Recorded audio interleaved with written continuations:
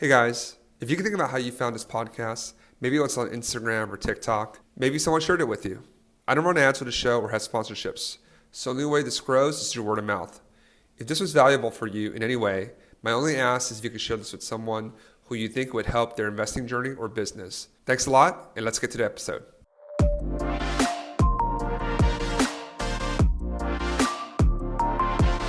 Welcome to STR Like the Best. I'm your host, Michael Chang. It's my great pleasure to welcome Brian Hatcher to the show. Brian, thank you for spending time with us today.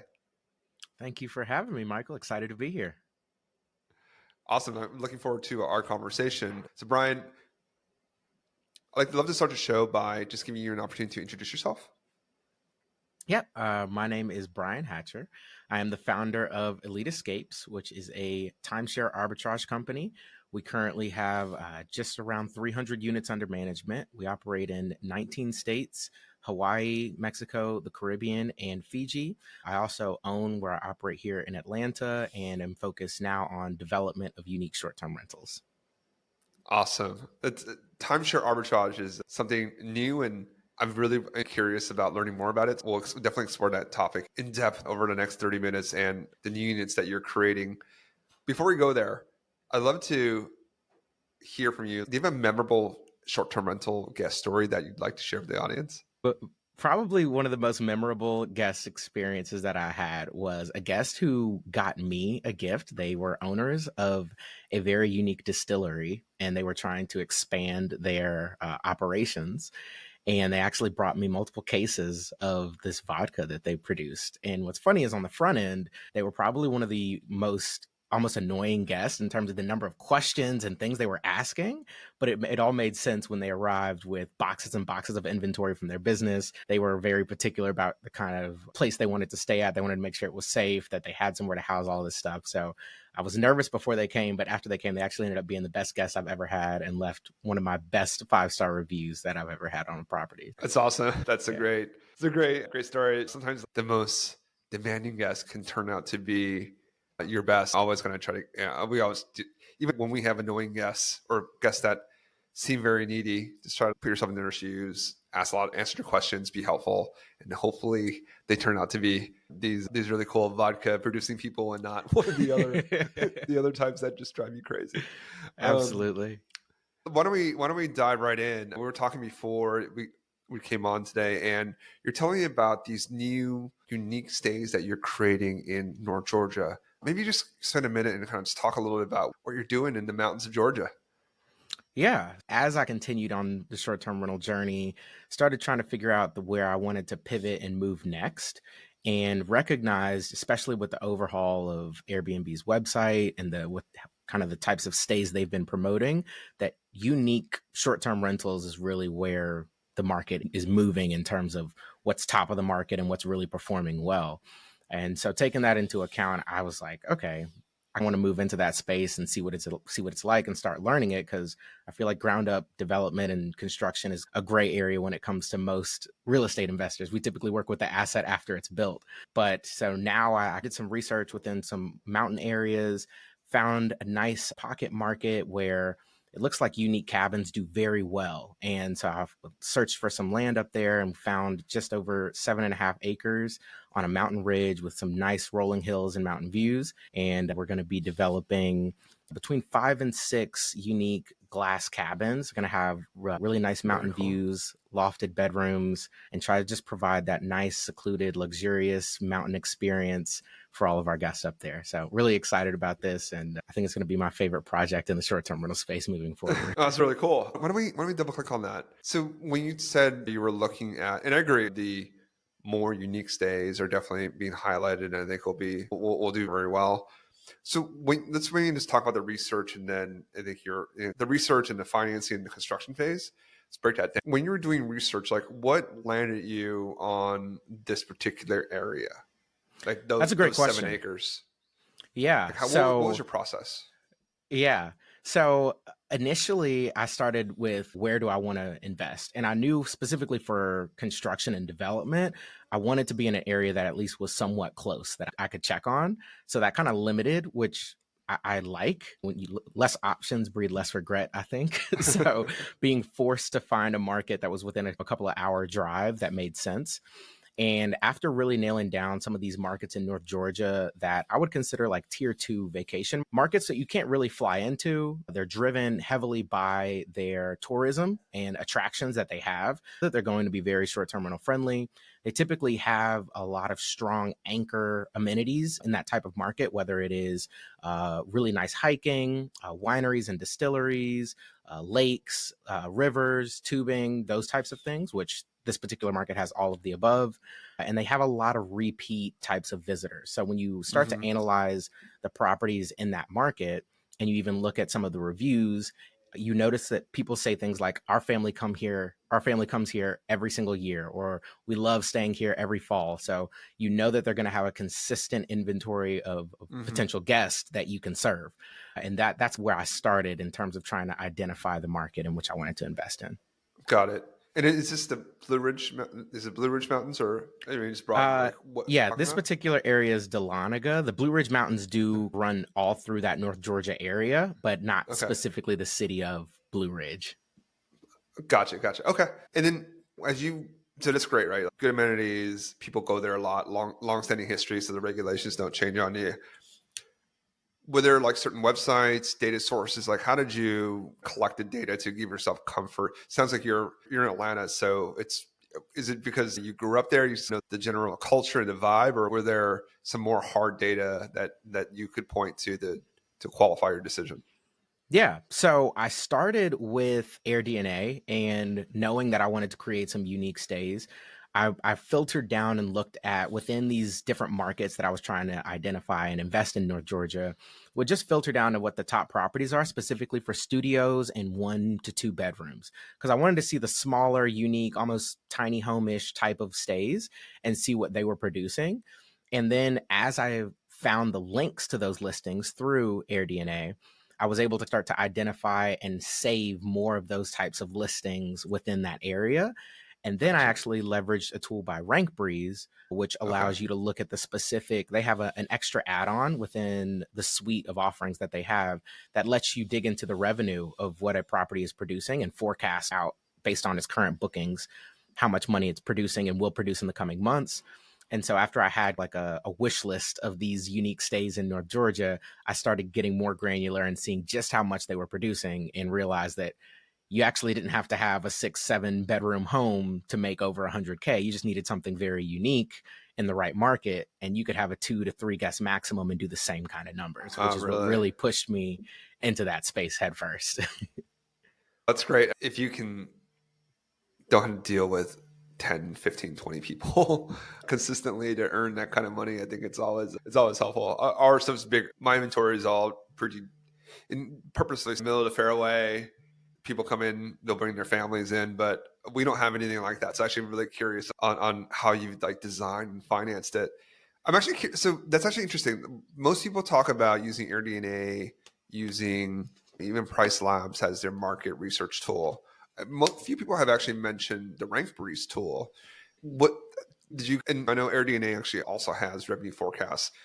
What was different about RankBreeze that maybe gave you a little more comfort, or did they look at the data a different way or a different source? What was different about RankBreeze that helped you with your decision making? Yeah, honestly, RankBreeze, it's like a Chrome extension tool. The main reason I use it is because you can start with the listing and then look into the specific listing, and they actually show you how they're coming up with that data and that number. My background is actually in data and analytics, so I like being able to see different sides of the data spectrum. I also that no data is 100% accurate, but it starts to tell you a story. And so the more points that you have to look at, the clearer that story starts to become. And I think that's why I want to start with AirDNA, because I feel like on the higher level, it can tell me where I need to look, or like generally. But then as you start to refine what it is you're looking at, getting more specific data points that align with the types of unique stays that I was looking at and the types of markets, that helped a lot. Because on something like a STR Insights or a Rabu, or there's an abundance of data providers now in the short-term rental space, I find that sometimes it's difficult to nail down the specific listings that you're looking at and what their actual revenue is within those tools. So that's the main reason that I wanted to use the RankBreeze tool. Got it. Got it. That's great. And just to be like pinpoint accurate with the listing that you want to comp against. There's a lot more data tools now. We've been playing around with the someone that has a deeper, very specific AirDNA tool that allows you to go to every single listing and see like on a very granular level. I think you can do that in price labs as well. They'll allow you to go. I'm always curious, is it because sometimes the numbers are different and you're like, Yeah. which one do you go with? And then you end up just going to look at other data or taking a lot of data and just aggregating it. But I think it just speaks to the more data you have and the more you look at it, the more it paints a mosaic, and that you just triangulate. You never are going to be like, I'm going to hit it right on the head. But if you can have 4 or 5 data points that are around the same point, then you have a nice range to drive your analysis off of. So thank you for sharing that. That's awesome. So this was the financing part. Talk about how did you finance this project? Ground up construction in a rural market is not the easiest thing to get equity and debt and all that fun stuff. Like how did you approach that part of the equation?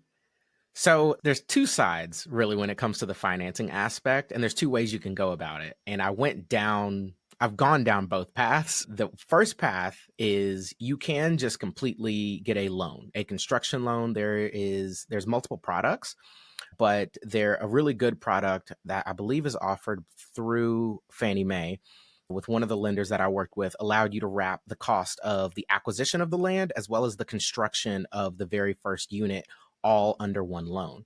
And during the construction phase, that loan is interest only. So you're only paying interest based on the percentage of the project that's complete.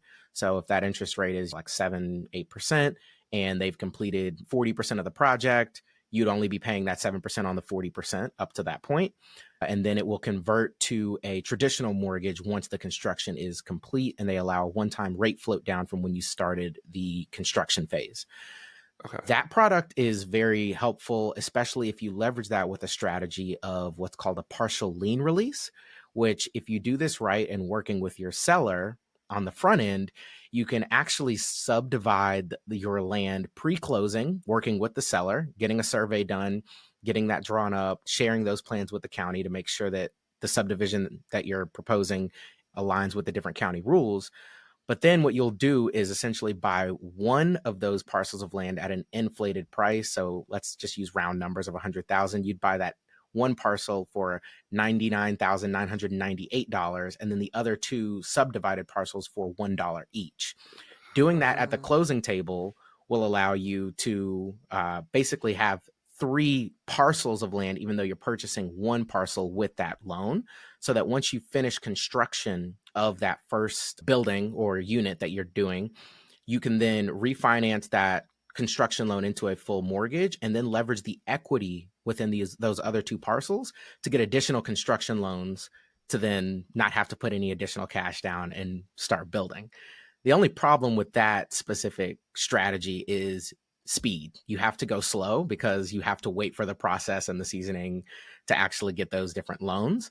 And that was actually the way that I had a different tract of land under contract prior to this one that ended up not working out for a number of reasons. But that was the route we were taking with that one.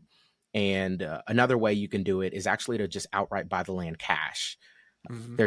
And if you have the means to do that, I would recommend buying the land cash, simply because then you don't have to worry about the partial lien release. You can subdivide as soon as you close, and you're not up against a timetable in terms of when you have to construct and build your properties.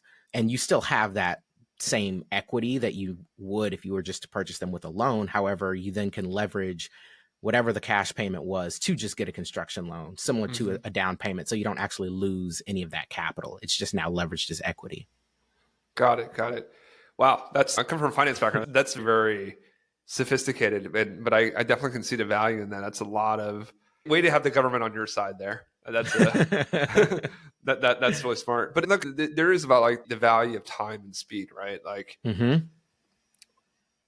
always say this to everyone, time is the enemy of all deals. The longer a deal is pending, the more people change their mind, other things happen. Like when you have a deal and you like the deal, close it, sign it, close it then and there. For folks that are out there thinking about different financing strategies, like raising equity. Just always, I think, be cognizant of the time it takes to finally actually close the deal and get started, because things change, right? Say you like had a loan in 2020 and it took you 2 years to get everything done. Well, look, you just missed like the last two, like the best years in STR land. You know, those are things that I think everyone needs to just keep as a, it does not, it's not dollars and cents, but it's hard to quantify, but it is dollars and cents. Okay. So this land you bought cash? Yes. Okay. And then have you started building? No, we've not started building yet. And so the construction phase, or when it comes to development, you realize there's a lot more hoops than it is just, oh, let's just buy the land and start building. Most of the time you actually spend is pre-breaking ground. Once you break ground, things typically move a lot faster than you'd think. But we're going through, of course, a permitting process because of what we're building. We have a number of permits that we need to have passed with the county, as well as we realized once we went out to the land and actually staked out the edges and the pinpoints of the actual plot, that a very small sliver of the access to that land was actually owned by the neighbors. So we then had to get in contact with them, which they were like a large investment group that's absentee. They own over 300 acres in the area. So it was very difficult to get in contact with them. But ultimately, we had to put an easement request proposal in front of them so that we can pave this area of land that we need for the development and carry utilities up to the property that we own. So this doesn't sound fun at all, man. Oh, no. So we actually had to go back to the selling agent and the seller and ask for an extension both on due diligence and closing, because that investment group can't meet to decide on the easement until the week after Labor Day. So our timetable's now pushed back a little bit, and we're in a waiting game right now, but we have been able to tie up some of the other due diligence items in the meantime. So that's been good. Got it. Are they being nice about it, or are they going to charge you an arm and a leg for this piece of? Don't worry, this won't be published. This won't be published until like October. We did come to them very forward and basically say, hey, we're willing to cover all the costs associated with this. What we're doing is only going to add value to your land. We're essentially helping it become improved land, basically from raw land. We don't foresee them having any issue, but we understand that them as a company, they do have to come together and meet to make a decision. It's not just on one person. So we don't foresee any issues, fingers crossed, but yeah, we're hoping that all goes well. They don't take too much flesh from you guys. Yeah. Okay. Got it. So you're still waiting to close on the land, basically. You're not going to close until, which is smart, right? I think it speaks to the point about diligence, and it sounds like you're very detailed in how you approach this. Like the worst thing to do is buy something and then, oh, wait a minute, like we need to actually get this easement, and that's not something you want to deal with post-close. You definitely want to deal with that pre-close, because that's a whole different bag of worms that you have to deal with. Okay. So obviously, and then are there builders there that you like are contact? Do you have a design? Do you have like the design done? Like where are you at with the design of and construction of this? Yeah. But do you have to like run utilities and stuff up there too? Like county, and there's all that fun stuff too? Luckily, so maybe some background will help. I had another parcel of land that was a little over 10 acres under contract, and we had already went down the path pretty far on that piece. So I already had my team I have an architect, a GC that fully understands what we're trying to do and the vision. We're all working together along with an engineer. We have a soil test person. So all of these people that we've already gone through the previous parcel with are just now moving to this one. So we already have the team and know what we're doing and how we're trying to build it, so we can move faster this time, which is nice. I was able to find them online, really just looking for unique builders in North Georgia. And then good people always know good people. So after finding a really good architect, he had a team that he was already working with. And that's how I was able to find that side. In terms of the actual land, there used to be a mobile home on this land. So luckily enough, there's already a well up there, as well as a utility pole. We just have to get the utilities turned back on and then test the well. So that would have been a very large expense, especially how high up these properties are. So we're very happy about that. Yeah. No, man, dude. Yeah. Congrats. That sounds like a great set of circumstances to move quicker. And obviously, best of luck on the closing in a few days. Thank you. So I want to transition the conversation to your other business, which I found super interesting, the timeshare arbitrage. Maybe just take a minute to describe what that means. Yeah. And I know you operate in kind of the more traditional side of short-term rental arbitrage, but it's very similar in terms of of course, you're getting a property at a specific price or lower rate, and then you're marking that rate up, providing value, and then reselling that to various guests. And so on the timeshare side of things, there's multiple ways that you actually can do timeshare arbitrage. One of those ways is really just through ownership of multiple different deeds that you can consolidate into one. Then you can leverage your timeshare points, credits, or weeks, whichever model that the timeshare network that you're operating within has. And then depending on the guest structure, you're then able to sell your dates or inventory or market those dates or inventory to guests on various OTAs or online travel agencies like an Airbnb, VRBO, or your own direct booking site. Another way is by leveraging, I'm sorry, go ahead. Oh yeah, maybe just pause you because that's I think there's a lot to unpack, and I'm having trouble following it. So you buy, I don't own any vacation rentals, so correct me when I'm wrong, but so you buy a number of deeds from of timeshares, right? Which gives you certain rights, nights, points, whatever the case may be. So is the strategy to aggregate like cheap deeds? Because I assume people don't. You always read the horror stories about timeshares, so you get stuck and like, oh my god, I can't get out. So I assume they want to just get rid of it. They'll probably just get rid of it for nothing, just to not have to pay the annual fees and all that fun stuff. So you basically buy them. Is there let's just start there. Is there specific stuff that you're looking for when you're buying? Like you're trying to buy in all one network or one area, one location? Is there a specific way that you're looking to find these deeds? Yeah. So I recommend using some sort of broker or brokerage service. There's a broker service for everything. Absolutely. But it is a little tricky to navigate, right? You touched on something great, which is the industry and the landscape. Timeshares in general is not an industry that a lot of people want to get into. Most people are looking to exit a timeshare and get out of. There's a lot of kind of scamminess and just negative connotation along with timeshares. But that does create some sort of opportunity on the acquisition side, because there are a number of people who just say, I'm willing to do anything to let this go. I just want to get rid of it. I want my hands clean of it. I don't want it. But then on the same token, it is difficult to find really good providers and brokers in the space who can actually help you acquire good contracts, because you have to be a little more weary, since there are people who know that there's a lot of people trying to offload and take advantage of that. But once you connect with a broker, typically you can verify their inventory by asking them for the contracts that they have of the actual timeshares. So that's a really good way to differentiate and make sure you're dealing with someone who's legitimate. If they can't provide you with a copy of the actual contracts that you're inquiring of for a timeshare network, you should probably stay away from them. Okay. There's multiple timeshare networks, and they all have different ways that they operate. So you have to understand how they operate and which kind of deeds make sense.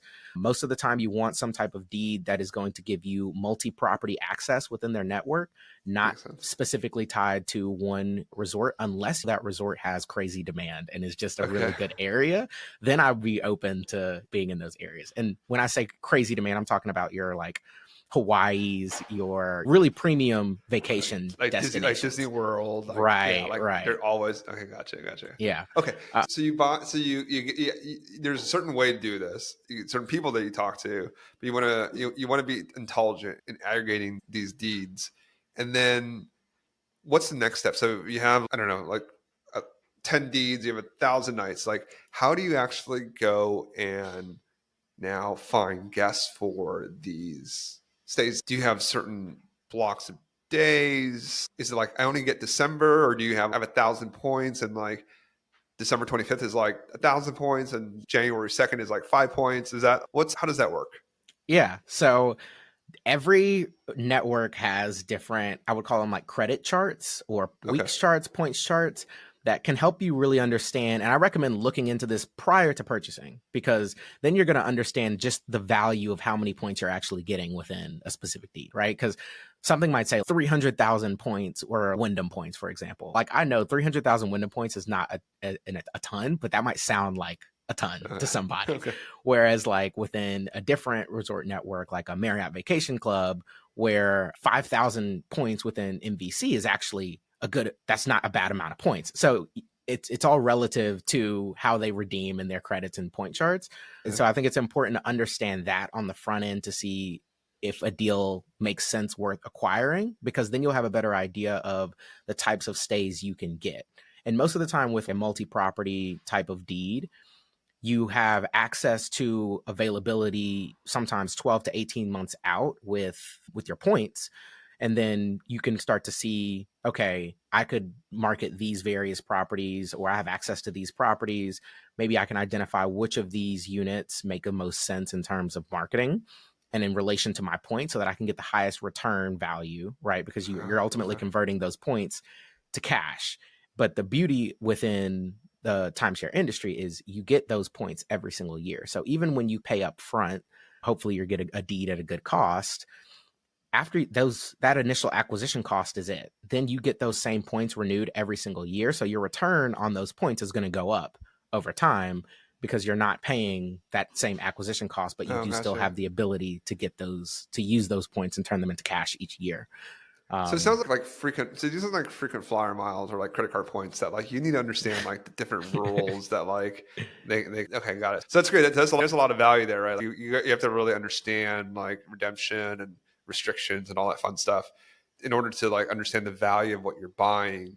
So it sounds pretty complicated. There's like a lot of different pieces here that you have to really optimize for. And with your data background, I think it's like perfect for you.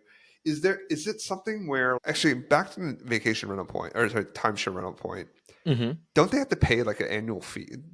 Aren't there like annual fee? Aren't there fee? It's not you just buy it and then you get 10,000 points, right? You have to like pay the fees every year, right? That's what gets people stuck, and they're like, I got to get out of this, because it's not just the money that they paid to buy it, but it's like they charge them X dollars per year to use it or to maintain it. Is that correct? Yeah, so there are maintenance fees associated with the number of points that you carry, which is why you want to also be strategic, because not all contracts are created equal. And a lot of times their maintenance fees are outlined ahead of time. So you can have an idea of how much. I would look at that on the arbitrage side of like your liability, right? That you're taking Yeah, on is different versus you having a lease that you're ultimately covering as your liability. Maintenance fees are more so the liability that you're covering on the timeshare side. gotcha. But again, that's only one side of the timeshare arbitrage. There's also another side that's also very lucrative, and that is tapping into the excess owner inventory that these different resort networks will offer, especially when owners are not heavily using their timeshares. Because most timeshare resorts are split into two types of inventory.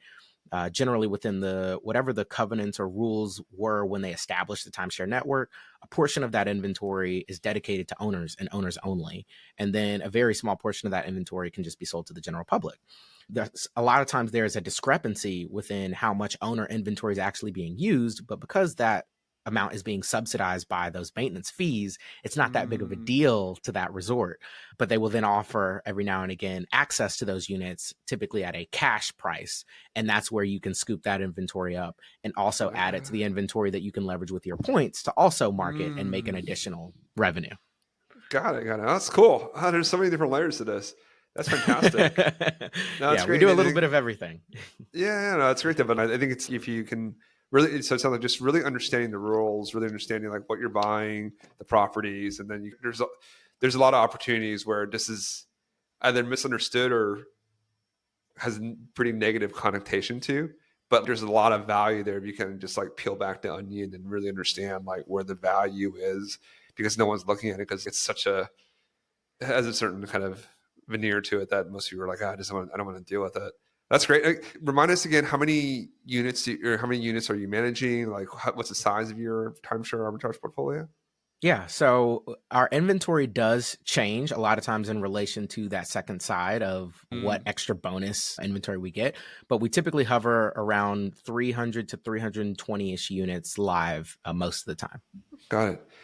How many nights? Just curious. With that many units, like how many nights are you selling? Like last 12 months, like how many nights do you actually sell on these? I guess So property count doesn't really matter as much, right? Because you can just have right, like one right. night at one property. That doesn't in the traditional arbitrage, in the traditional STR world, 1 unit equals 265 days of availability generally. For you, it could be one or it could be 365. And I'm glad you made that point, because I always have to bring that in, because when most people hear, oh, 300 units, they're like, oh, you must be going crazy. And I'm like, it's a different model. So you have to understand how it works. And what we like to measure on our side, from what makes sense, is our profit per booking, because what we're doing Okay. is pushing more of a volume game, and we're trying to increase the margin that we can get on each booking, because within a general setup, there's a cost associated with each night that we're renting or that we're selling. And then there is a markup, which we have a formula in how we come up with that in all of our different markets.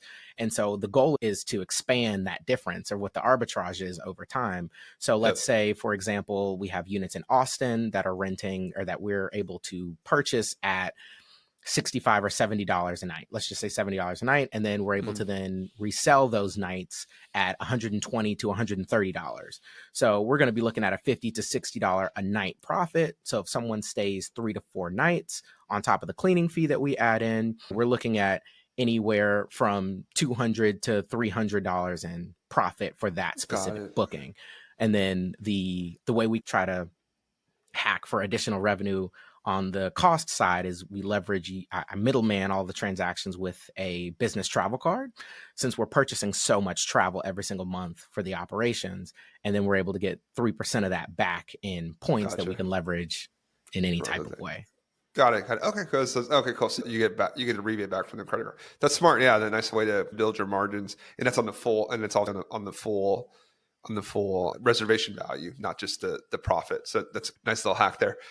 So is it, just broadly speaking, is this a 50% margin business? Is this a 20% margin business? Yeah. So we've been doing a pretty good job of increasing it. And right now we're hovering around 36 to 37%. That's not bad. Yeah. When we first started out, it was closer to, but as we figure out better ways to refine and tweak, and I'm still learning along the way, because it's something new to me as well. We've been doing a little over a year and a half now, but you find out new things, you learn new things, you tweak and just test, but that's where we're sitting at now. What's the biggest constraint to this business? Is it capital? Is it brain power? Because you got to just understand more. You got to get really good with one network. You have to understand the other network, or what are some of the constraints of this business?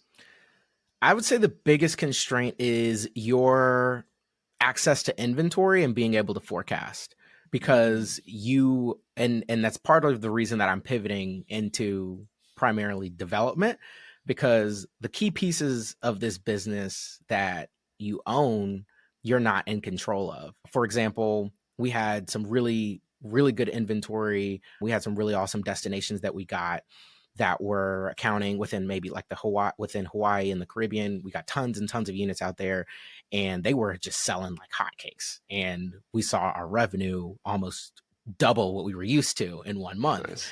And that was awesome. And then the second month, much of the same thing, but then we lost a lot of that inventory, and we don't have control. Why'd you lose it though? You have the points, right? Yes, but on the point side, you have less, because now I'm constrained by the number of points that I can use. Whereas in the bonus inventory side of things, that has an unlimited cap until basically the resort runs out of inventory. So you have to be strategic in the balancing act of when you want to use points and when you want to use extra inventory, because you also want to maximize your points. But once your points run out, you have to wait then until your points replenish again. Gotcha. So it's a balance between, you got to guess or predict when there's more owner nights ready to buy versus trying to use your points. So you're trying to scoop it up for a cheap cash price versus using a finite amount of points. So is it just more buy, but can't you just buy more or are these limited supply to buy more deeds that have Marriott home villas or Marriott, right? Just buy more Marriott deeds that are better. Is that a way to think about it? So or that is hard to find those deeds. Yeah, it's not always easy to find the right deeds. And at the same time, it's also a long process. So it can take as long as 8 to 9 months to get a new contract, a new deed fully really? converted in your name and live. Yeah. So it's not as quick as 30 days of buying a home. So you have to be very strategic and intentional because it's going to take a long time before you actually have all the tools you need. Okay. Okay. No, okay. That's another. Yeah, it's this Rubik's cube of a bunch of different constraints and trying to figure out. But 40% margin is great. Just the scaling part of it sounds like there's pieces there that you have to get right. Right. Are these Right. contracts expensive?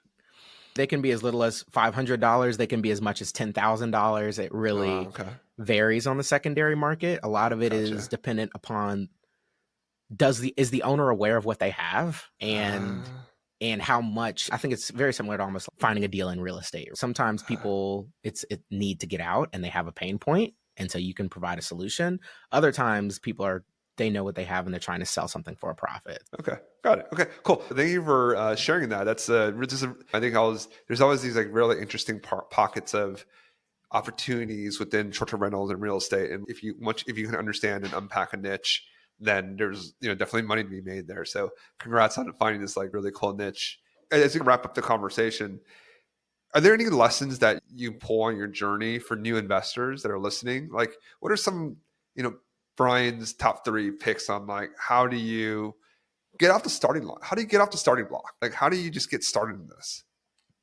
So I'm a big proponent on education, and mainly only because it's been so helpful and pivotal within my journey. I was fortunate to join a mastermind on the front end before I ever got started in short-term rentals. So I think that's a big difference between a lot of people. I feel like a lot of people try to get started first and say, let me see what I can do on my own. And then when they hit certain roadblocks or feel like they're not getting the result that they want, they're like, okay, now I'm going to go look for help.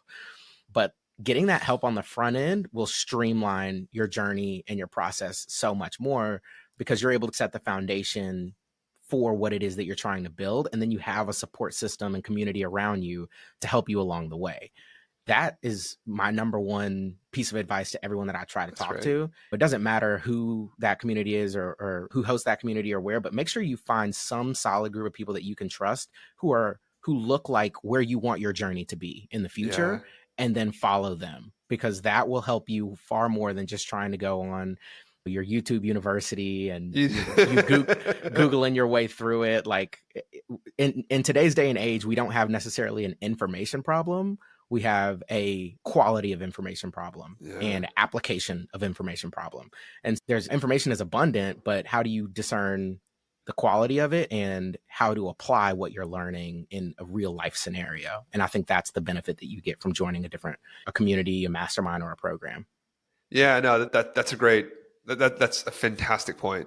It's always, I don't know where I heard this from, but it's like always invert, like always take something that you're doing to invert your thinking and see if that makes sense. And you're right, just similar with me. When we started the short-term rental business, we didn't join a mastermind. We fumbled our way through it for the first probably year and a half.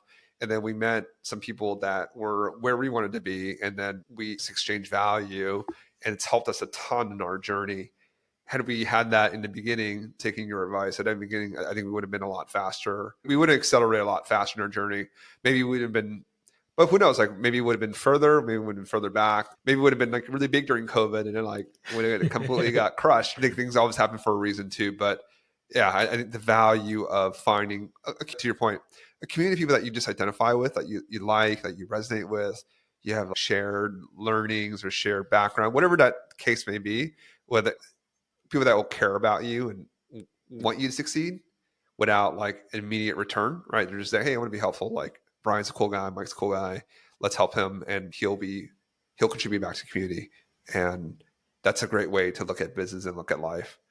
So appreciate you sharing that.